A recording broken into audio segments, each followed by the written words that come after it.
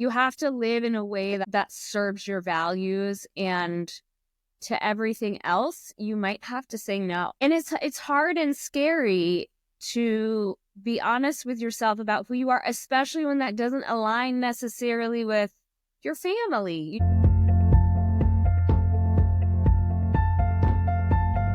Hey guys, it's Casey and welcome to the Mindful Malibu Morning.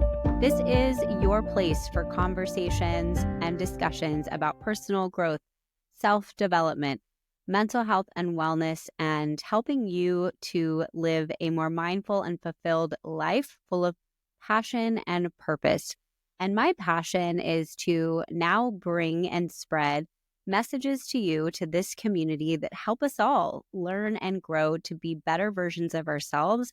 And we do that through digging into the deep stuff and the hard stuff and having conversations and healing and finding tips along the way that just help us live a life full of more meaning and passion.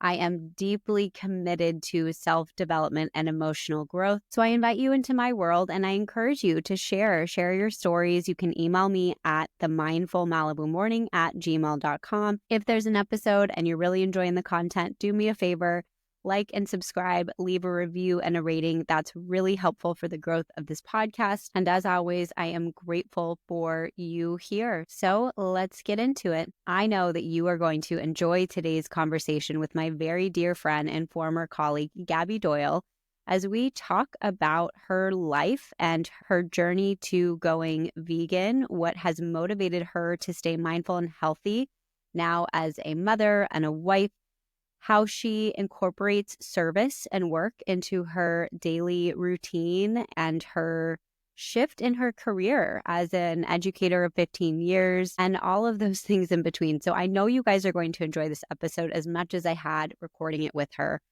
So let's get into the conversation with Gaby.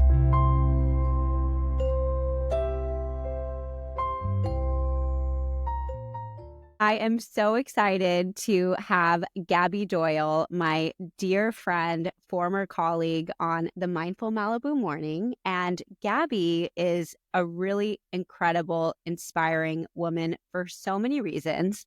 Born and raised in LA, public school, traveled with mom and dad, which now you love traveling, which is amazing. You attended Pitzer College and found a passion for education and your way into the classroom for 15 years as an English teacher, a public high school English teacher, I have to add in there because that really ups the ante here. Yeah. English teacher and journalism, multimedia teacher. You worked on the school publications, online, yearbook, newspaper, major transitions with these kids. And then you decided to make a shift and leave the school after 15 years and work with your family. And you're a wife, you're a mama to one. And what we'll talk about a lot today, which I'm excited to, is you have a love for service, and giving back, which I think is just so incredible and commendable. For 12 years, Gaby, you have been vegan now, and you love to move your body. You serve your community. You cook. You travel. I don't know what else you don't do, but we're going to talk about all of it today. So thank you so much for being here today and being on the show. Gaby Doyle, everybody. Thank you. Hi. So Gaby, I've known you for a long time, and but one of the reasons why I felt it was really important to have you in this space is I really believe in people who are seeking to live their lives in a way that's very intentional, on purpose. And that's something that I have just found with you from the start, from your career to the work that you do outside of it to how you live your life. You're an inspiration to me, and there's a lot to talk about. Let's start in your career. After 15 years in the classroom, you decided to make a transition out. So what led you to education? And then I really want to unpack the shift out of education, the school. Sure. When I was in high school, I always really enjoyed English class, and I was on the high school yearbook for 3 years. And that space in that classroom doing yearbook was my safe space. It was a place where I could be myself. No one judged me. And I always loved writing. And I remember senior year of high school, my mom, she was like, oh, if you could do anything, like, what would you want to do? And I said, eventually, I really want to be a high school English teacher. Very rare for us, a child to say, by the way. Right. Who says they want to be a high school English teacher? It wasn't something I wanted to do right away. To me, that was a later career.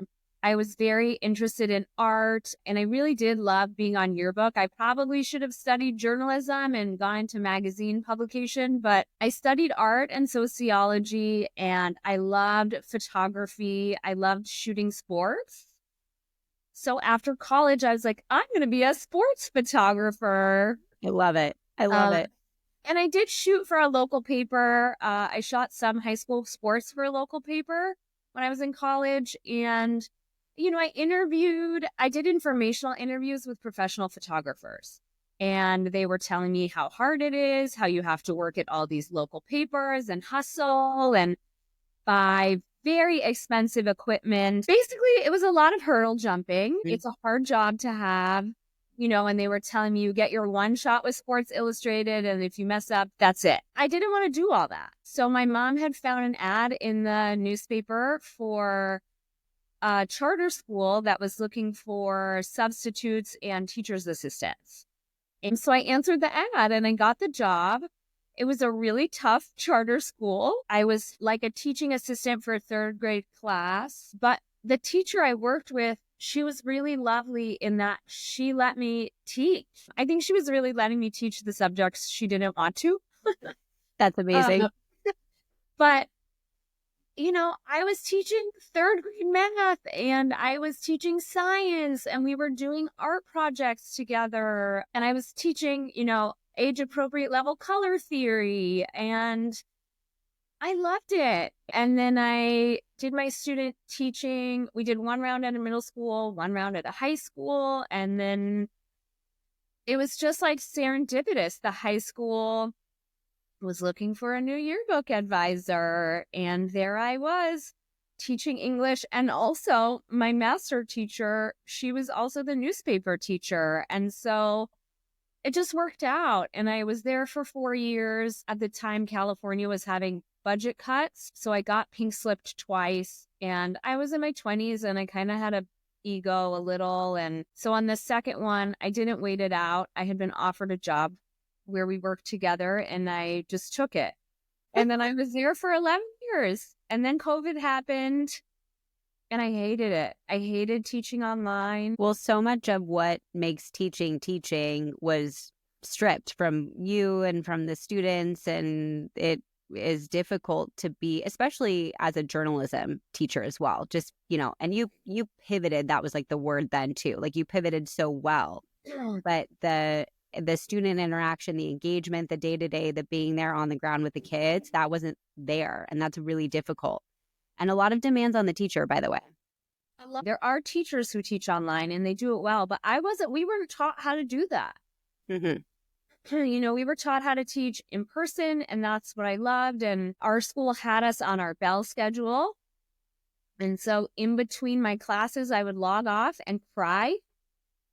And then I would log back on and teach my next class. I feel like working with kids and being in the classroom you're emotionally giving so much of yourself, and you're invested in not just the subject matter, but the kids and their well-being. And as a counselor, I would see kids for all kinds of things. But as a teacher, you're with those kids more than I would see those kids. So you are a counselor and a teacher and a friend and a mentor. And the amount of hats that you are wearing is so emotionally giving, on top of your life outside of the school, by the way, on top of you being a mother and on top of the demands in your personal life. And then you throw the pandemic on top of it and switching your teaching style. So was that kind of the shift for you when you decided that it was heading down a path that you might want to try something different? That was the start of the end, I think. I remember I had this friend at my first school, and we would look at all the veteran teachers who were they were like 2 more years till we're tired. Yeah. They didn't like the kids. And she and I made a promise to each other that when we didn't like the kids, we would leave. We wouldn't wait it out till retirement and COVID. And we're seeing this now across the board. It really did change kids, and not for the better, I don't think. Right.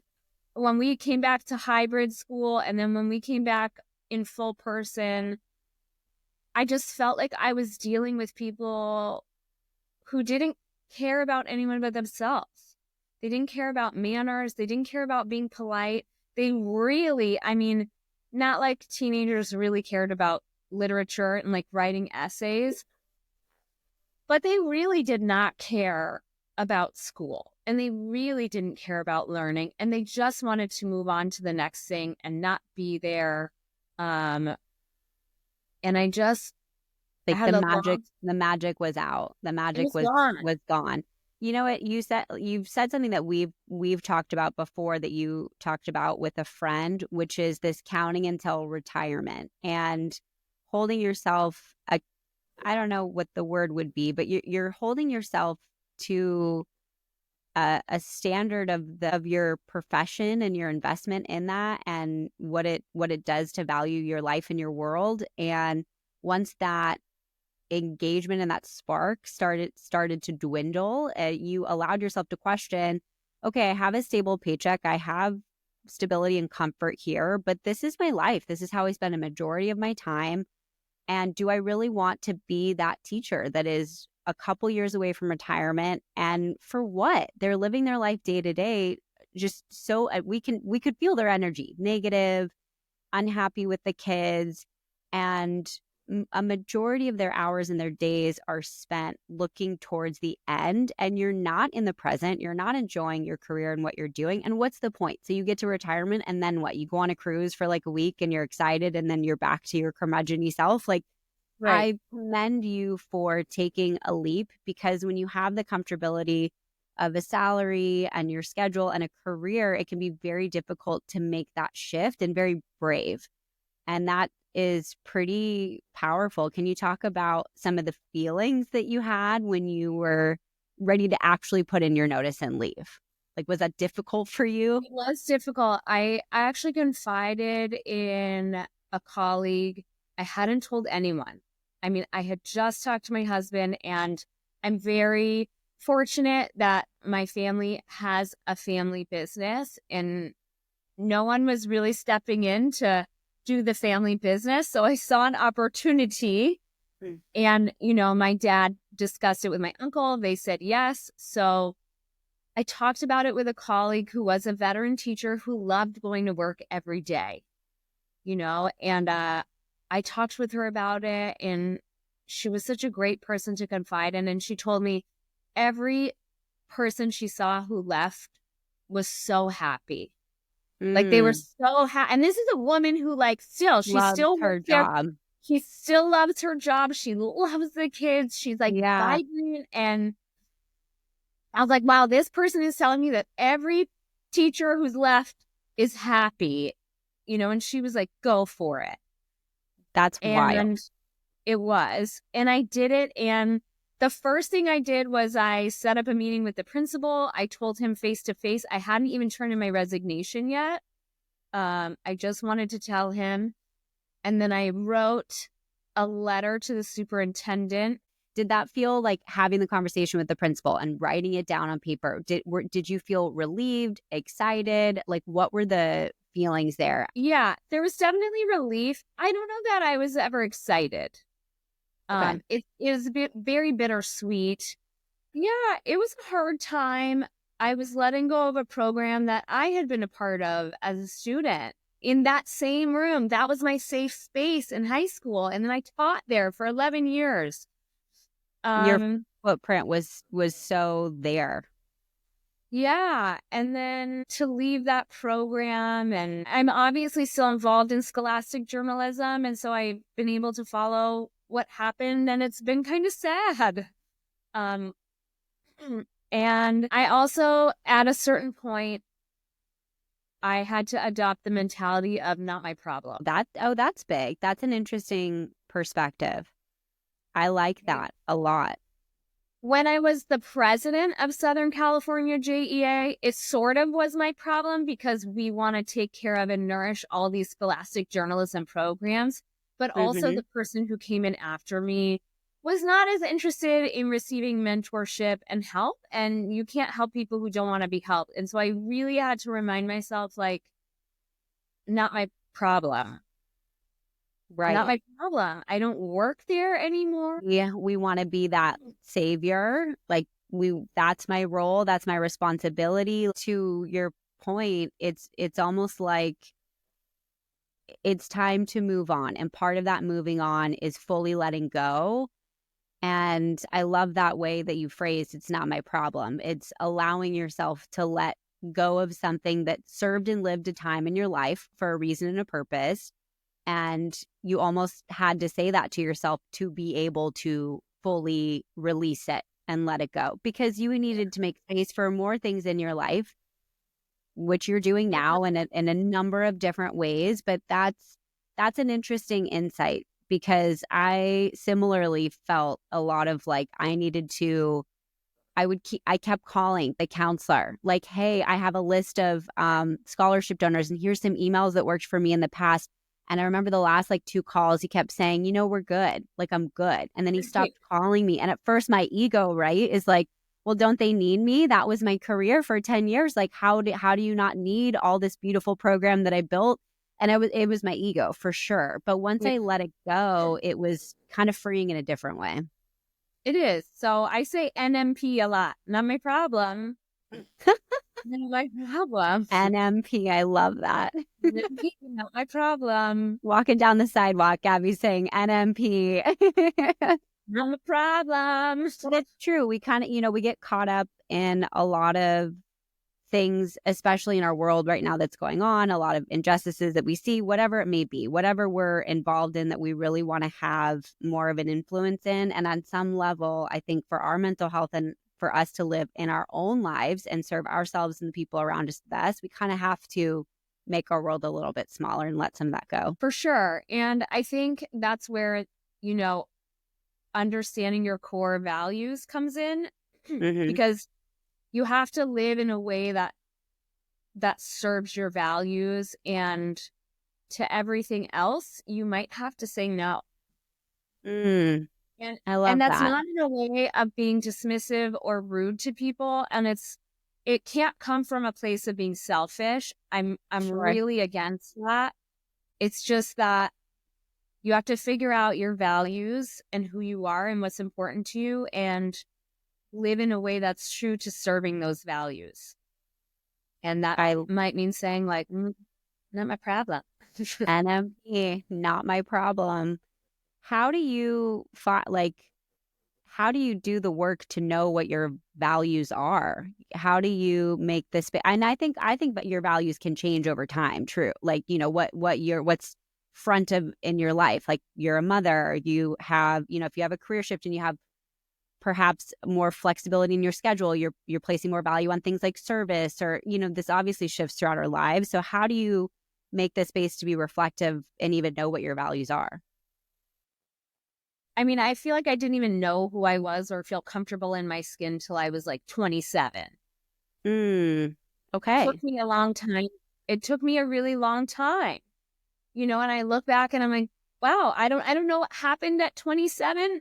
It just felt comfortable in my body and like who I was and what I was interested in. Because a lot of the things didn't necessarily align with what my parents think is important or what my parents value. I was a little bit on the outside and like a rebel from that. Even my college, my mom, at one point, she didn't want me to go there. She thought it was too liberal. Oh, wow. Yeah. And our vacations growing up were very beachy. My dad and I did scuba diving, but I don't think I knew how outdoorsy I was. Okay. I really understood and knew how much I loved hiking, how much I liked camping and like tent camping.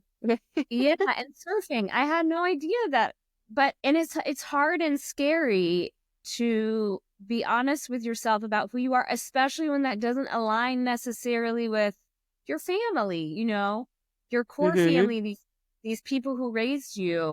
But I also do think my values do align. This idea of service, I very much saw in my grandparents. Mm-hmm. Um, they were very active in their communities and they were always giving back. And my parents do a lot of giving back, just not necessarily through volunteering service. Mine is just manifested in a different way. I like to be a little more directly involved. Hands-on. Yeah. Yeah. And like you just said, things change, right? Our values change. My values now as a 41-year-old woman are not the same values of some 23-year-old who just Mm. graduated from college and is like trying to figure out how to get her master's degree. Like at that point, I probably valued figuring out career. Mm-hmm. I don't know. You always want to like be big and be doing the next thing and be busy. And now I like boredom. I don't need so much excitement. Well, for sure. It's the trajectory of, as you go through college and you graduate and are young, early 20s, you are chasing that next thing and you're building your resume and you're trying to find out who you are. And you also are, I think, shedding a lot of what our past, what have been ingrained in us growing up from our family, from our society, our religion, our community, whatever, all of those expectations that have been placed upon us. And we're figuring out, like, what do I want to keep in my bucket? What works for me? Is true to me because this is how I was raised, but I believe in this. I value it. And this is important to me to keep in my life, like service with your grandparents. And what am I ready to shift? What do I want to change because I now have the autonomy and the bravery and the confidence to do it. I think they say it, life just gets better and better every decade because you are more aware, you're more sure, you've done the deep work and you've had the experiences too. I think when you have a lot of life experience, like shifting your career and, questioning the things that were just ingrained in us or learning something new. Like I didn't know that you didn't really do a lot of outdoors things until later in life. And now you're like, I'm going to go, like, you sent me a picture camping, looking over the ocean and surfing during the day with your family. Like, that's so beautiful. Yeah. Yeah. I think you just have to be open to allowing your truth to come out and then you have to live your values, right? Like if we talk about veganism, I have always been that kid who was like, obsessed with Mother Earth and like nature and taking care of the Yes. planet. In fourth grade, I was the kid who like started the recycling club, I and love that it. kind of stuff. And That's and amazing. being a vegan is literally putting my values on my plate. It's has changed how I spend my money. Mm. Um, it changes decisions I make, and yeah, it's really It's not just about the food for you. it's not just about the food. It is about taking care of our planet and having a smaller carbon footprint. That's really important to me. Um, and in some areas I struggle. Like I used to be very much part of a consumer culture and, Well, it's hard when we live in LA too, by the way. I don't know if that helps. living And like social you're surrounded. media and yeah. Yeah, social media. My friend calls Instagram. What does she call she calls it QVC for millennials. Oh my gosh. Just something I pops up on ads and it's just add to cart, click, and they link it to your PayPal or Amazon Oh Prime yeah. or whatever. It's so easy. And like influencers, they're influencing you to buy something. Ugh, I You have to know. buy into a thing. It's so addicting. Like, you go on your phone and you scroll or whatnot, and you can do the extreme where you take it off and you set boundaries or you just delete it entirely. But how do you not go on and look at it and have it just like blow your self-esteem or think that you need to have this thing to be better, to look better, to whatever. Like I have to have this in my life. Like the doom Yeah. scrolling and the influence there is just so wild. And yeah, social media and I think living in LA has taught me a lot about how to filter what I consume and how I view myself. Yeah, for sure. And I think, again, like you just have to tap back into your values. Mm, I mean, I love that. yes, have I bought like the lip thing or whatever? Yeah, of Right. course I bought a few things, but like, I mean, we're what? human here.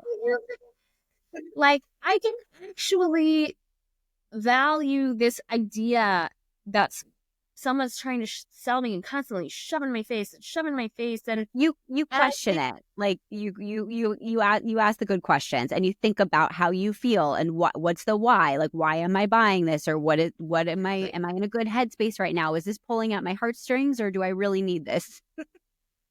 yeah, and it's okay to unfollow people. It's okay to like mute people for a minute if Mm-hmm. they're if it doesn't make you feel good, but maybe it's your friend or someone you know and you're like, I can't. You could just mute them. They don't know. You taught me that, and the way, I don't know what it was. You had said that one time. I remember a conversation, and you just were like, if you can mute somebody, even if it's a friend, and they don't have to know, but if you're just maybe not feeling super great about a certain area of your life, and you've got that friend, and you can't like you're watching it, and you're like, it doesn't make you feel good. I love that social media edit, and you can unmute and that can change day to day, but it doesn't have to be rocket science here. If it doesn't make you feel good, you can unfollow or mute the person. Yeah. Just don't look at it anymore. Yeah. Now I Oh like my to watch God. dogs eating food. Yeah. Like that's what I like. Only brings you joy and laughs and love. That's it. And maybe a little bit of like an influencer ad here and there, but nothing else too crazy. Tell me Yeah. about so I love that going vegan is rooted in your greater values of being kinder to the earth and consumption and all of that. How was that process of switching over for you? Like the actual, like if Sure. someone is like, I'm going to, I'm entering that world of, I want to dip my toe into the vegan pond. Like what did that Yeah. look like for you? Well, I don't think I realized until I was in it that I was actually now living my truth. Oh, wow. Okay. So I was doing I, for people who don't know me, I'd like to do a lot of kooky things in the name of health. But they're non-invasive and they're safe things. So I was doing something called a gallbladder liver flush. Okay.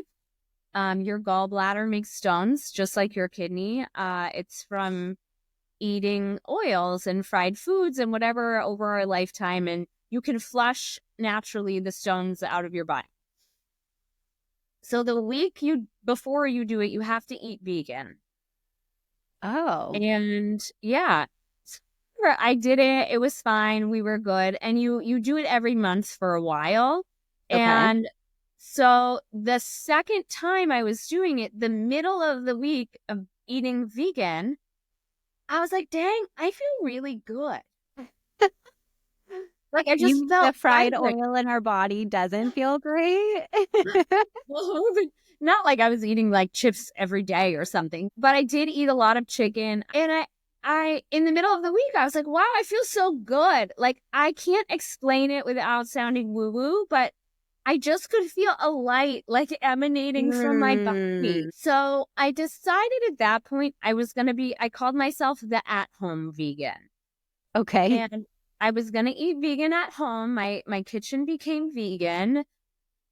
And when I went out,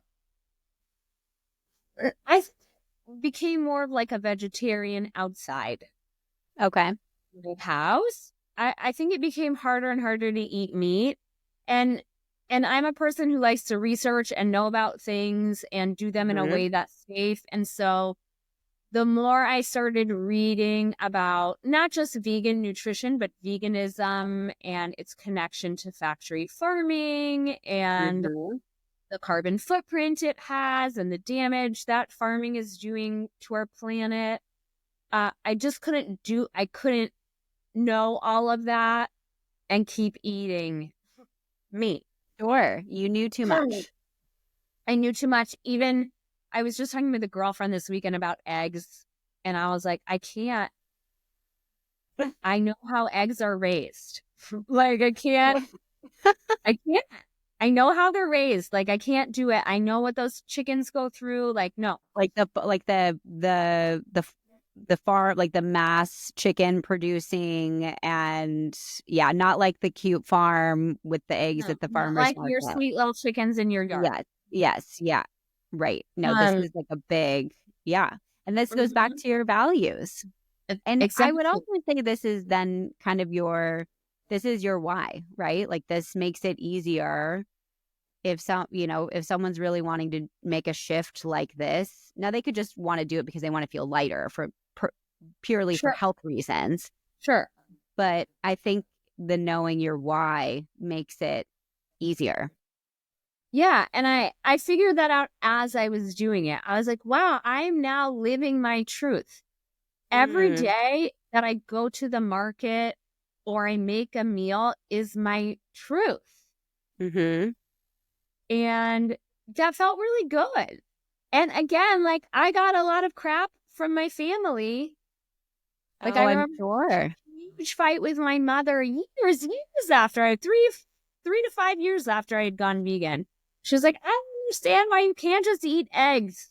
How did you respond to that? Like, did you even, because sometimes I think it's difficult. I'm like, it's, I want to fight my fight, but then there's a part of me that's like, I don't really need to explain myself here to someone who is fundamentally just not going to understand it. Like, this is just my choice.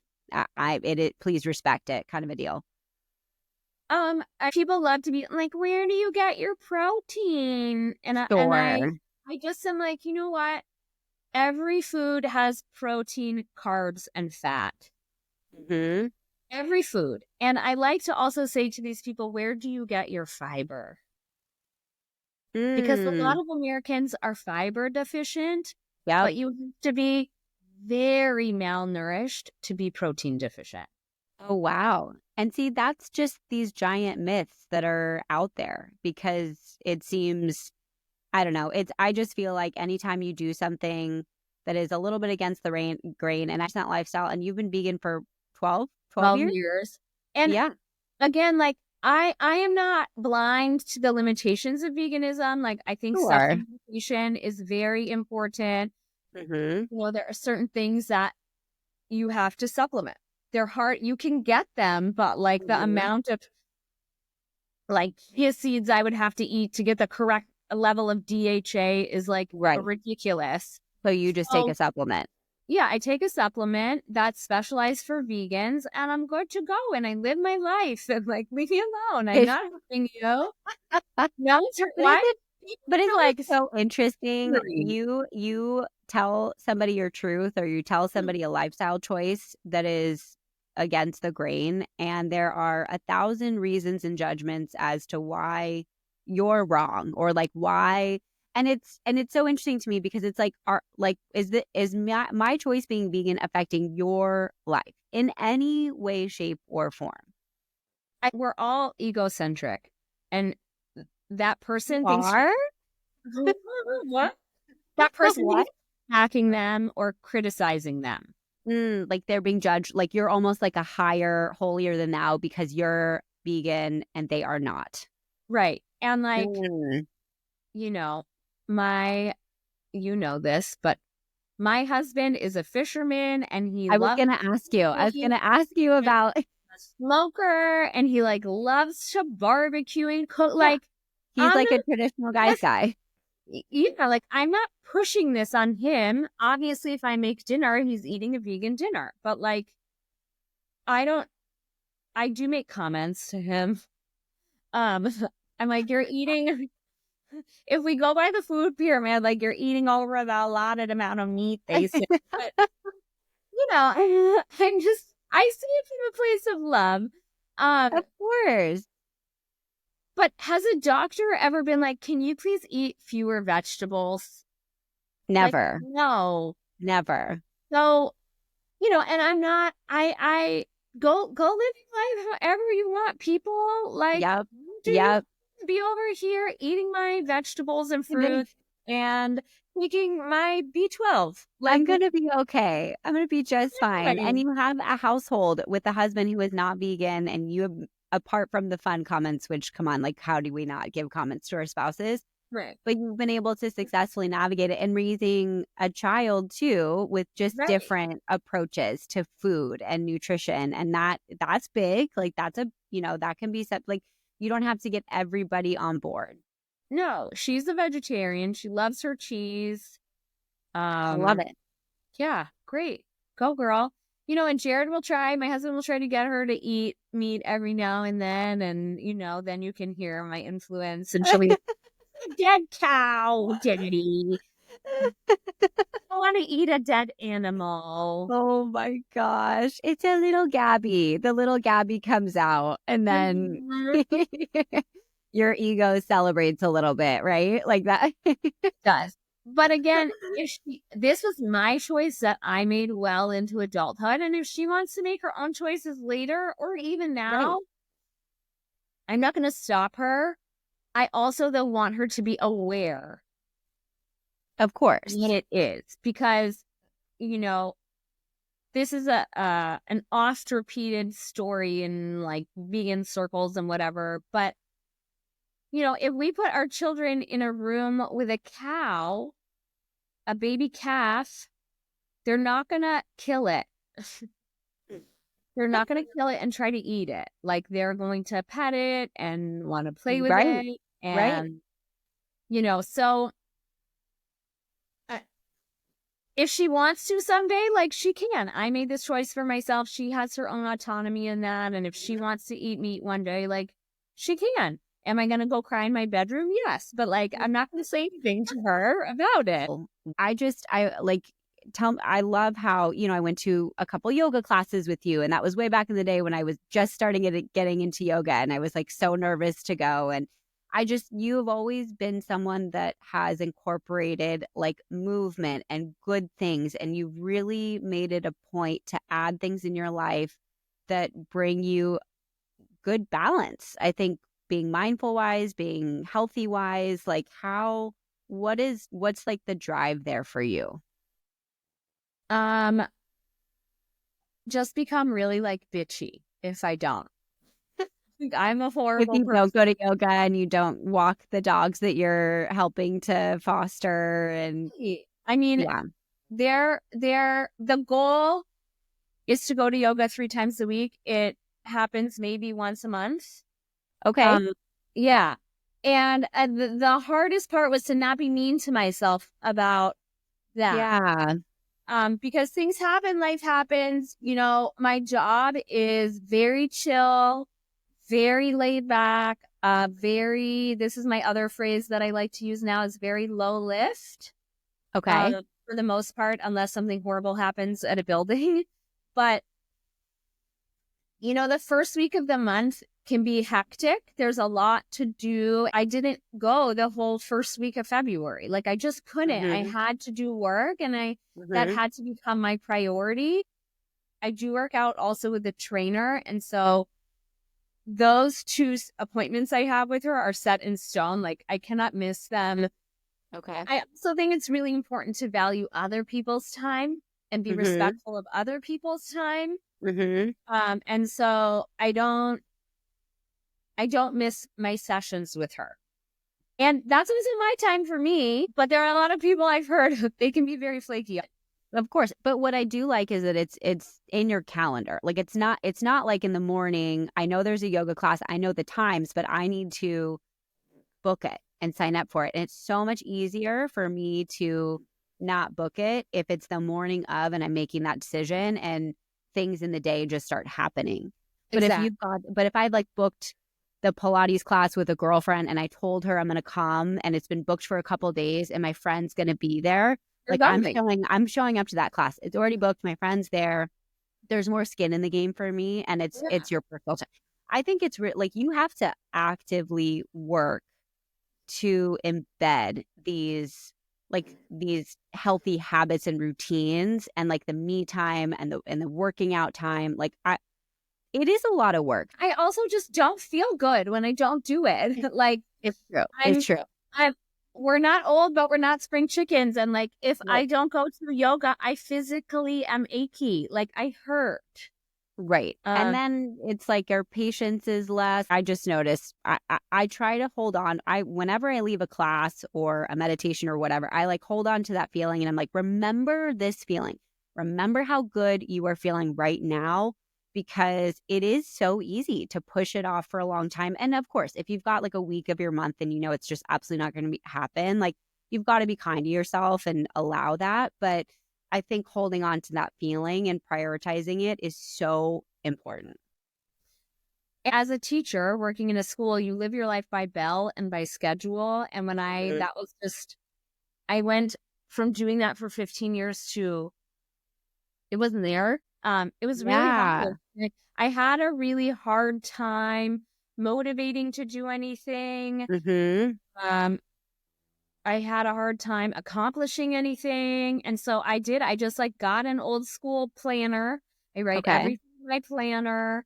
And I schedule it in like it's an appointment. And so I do look at my work week and I put in like office or whatever it is I need to do. If I need to go to a property, I write that in. And Mhm. then there it is, Monday, Wednesday, Friday. That morning, it seems to always magically like I can go to yoga. And so I I love go. that. So you write in your planner like the yoga time, the Yeah, it's an meditation, the appointment. whatever. It's an It is appointment. an appointment because otherwise I won't go. I would just sit on my couch and probably watch Bravo all Yeah. day. I mean, I don't blame you. It, but that feels nice for like a day. It feels nice to a point, it serves a Yes. purpose. And then, yeah, for And sure. I was feeling really lost after I left teaching. Yeah. I felt like I didn't really have a purpose. And Mhm. my new job is important in that I'm the third generation doing it. And it's really helped our families have financial stability. Mhm. And it's really not very fulfilling. Right. Well, I kind of want to go back to your low lift comment too, because I think a lot of people who might be in a job that maybe isn't testing, I don't know, it's just, it's a job that's there. It may not necessarily have this, you were a teacher, you had this larger I was doing purpose. service through my You were work. exactly. So when you're now in your position, it's this low lift component of your, tell me a little bit more about that. And then tell me about adding, I guess, supplementing service to bring back that like purpose and fulfillment. Yeah. So teaching, right? It is bell to bell. It takes Mhm. up all your time. And then once you Mhm. leave work, you can keep working in your brain all day and all night. Like Mhm. I could sit and research a bajillion different ways to work with dyslexic students or Mhm. teach reading or teach this kind of writing or whatever it is. And when I leave my office, if no one is calling me that their pipes are busted, like I don't have They to don't need work. you. There's no work to do. At a certain point, like there literally isn't work to do. It's not the same level of like being always present in your mind, always present in Mhm. your brain. Mhm. Mhm. And so I had all this time and I was just feeling down. Like I didn't feel like I had a purpose and I Right. didn't want to get too lost in being a mom. And so I just started finding I was like, what do I love? Right? Like I love Mhm. animals. And I had always donated to the Lang Foundation. They're a wonderful no-kill independent shelter in Los Angeles. And so I looked on their website and sure enough, it was post-COVID. They were reopening to volunteers. Mhm. So I volunteered to walk dogs. And I love that. I think it'll be 2 years in November. I love that. Yeah, I think there's probably a lot of people who could find so much passion and purpose in service, and it doesn't have to be big. And I love how you thought of, what do I like? What's my topic? What's in my local community? Like, what can I get into? And how, I mean, what does it take, like an hour out of your day or? On Wednesdays, it's like 2.5 hours. Okay. Yeah. But I have a girlfriend, I made a new friend doing it, and she and I like walk the dogs together whenever we Oh, I love can, when the babies are that. getting, we chat, and you're like outside. You're outside. Even when it's Right. raining, you gotta walk. The dogs have to go out in the rain. Like I have them in Right. full gear. Oh my And, God. yeah. And you just take the dogs out and you get to spend time with them and love on them and remind them that, I always like to tell them, like, you're safe here. Nothing's going to Mm-hmm. happen to you. Mm-hmm. And um, I used to, I don't anymore, but I used to tell them, like, hope I don't see you again. you know, Oh, like be adopted within the you're week so of, great. I never want to see you again. Bye. I don't see you again. Thanks for the Oh, that's so walk. cute. But But it it started. goes back to your values, it goes back to your values of service. You also have a greater purpose for yourself. There's so much there. Yeah. And it wasn't hard to do. I reached out. They said, great, come in for a training. Like it was just an easy process. I love And that. yeah, the low lift idea is I get very overwhelmed by things that maybe look simple on the outside. Okay. So I think back to my parents after dinner and they just washed the dishes. Like all the dishes got washed after dinner. Mm-hmm. And that's probably normal in a lot of houses. But for me, I was just like, oh my God. Like that's how washing all this stuff after feels to me. And I was Right. like, I just have to change my approach. I need to Okay. make a low lift. It's not, oh my God. Like it's just, Right. I just go to the city. Like I just had to fake it till I make it kind of thing. Like It's I just a played a game. reframing. Yeah, I It's just a played a game for reframing. myself that uh I'm just washing dishes. It's not a big deal. Like I literally had to do that to myself. Oh my gosh, I love that. So it didn't feel overwhelming. It didn't feel overwhelming or like we talked about this. I used to be very bad at brushing my teeth before bed. I don't know. The end of the Well, day, you're exhausted. Especially you've done a million things for everyone else. And I just want to crawl into bed. Like I'm over it. I'm good. yeah, I mean, sometimes I wouldn't get out of my clothes. Like I would just like literally go to bed. I get you. And so I was like, okay, like washing my face and like brushing my teeth. I gotta make it low lift somehow. Mm-hmm. And for me, the time that worked was right after I put my daughter to bed. Like when I come out of her bedroom, I just walk into my bathroom. Mm-hmm. Easy Mm-hmm. breezy. Like again, like this was kind of phony for a little while. Like I was like, it's not, dude, just walk in the bathroom and like brushing my teeth. I And love it. I mean, let's we make joke, but the truth is that the more responsibilities we have and the older we get, I don't know, there's more in a day. We expend more in a day. People need more from us.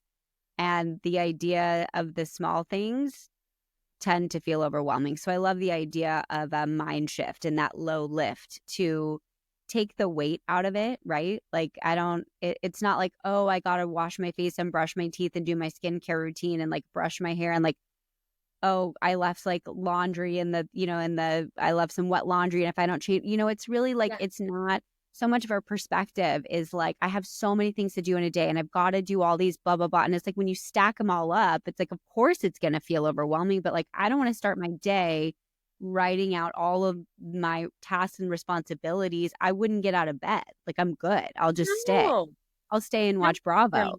But Yes. if you retrain, you make it smaller, which I really appreciate that. And maybe it's a tonal shift. Maybe I it's just love a that. tonal shift of like, Yeah. I'm just brushing my teeth. Like, I'm just washing the Even if dishes. you say it out loud, your I roommate, kind your of do. spouse, whoever is like gonna laugh. But if it works, it works. I love it. Yeah. And I always used to tell my students, you need to work smarter, not harder. Mm-hmm. So I feel like low lift is just takes it away from work and makes it like every day applicable. Like, Yeah, I don't want to work hard. I for just sure. want to be smart. I want to be efficient. Like, I want to get things done. Yeah. I want them to be overwhelming. Yeah. I love that. Yeah.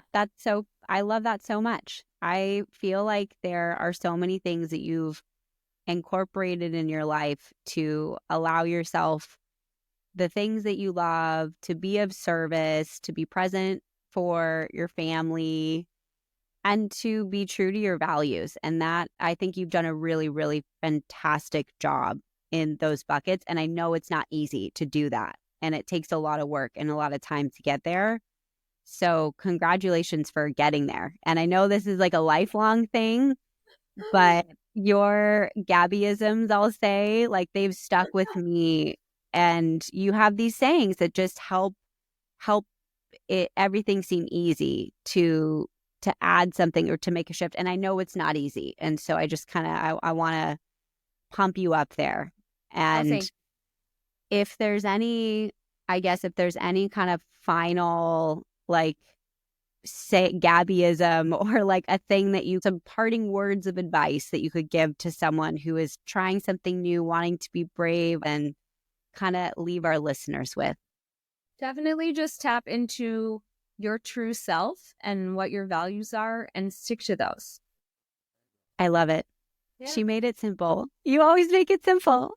I like to be precise and concise. I love that. So get quiet, find your values. That's amazing. Thank you, Gaby, so much for being here today. I still think you should write that kid's book on.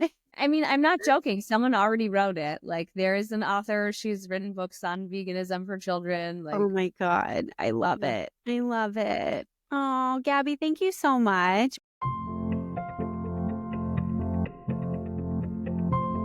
Episodes are released every single week, and you can also find bonus content on Mondays that surround motivation, movement, and meditation. You can find those on Instagram at The Mindful Malibu Morning or on YouTube. Type in The Mindful Malibu Morning and you can access free guided meditations that are short, 10 minutes long. And I look forward to including you in this journey of mental health and wellness and mindfulness as we live our lives full of passion and purpose